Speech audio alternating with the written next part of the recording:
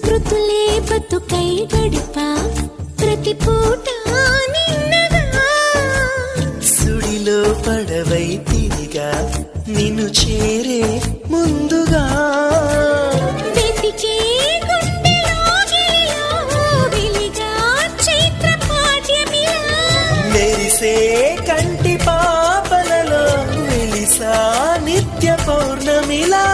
ఎందుకిలా అల్లినదో వన్నెల వెన్నెల కాంతివల ఎవరో ఎవరో రావాలి అనువాసనే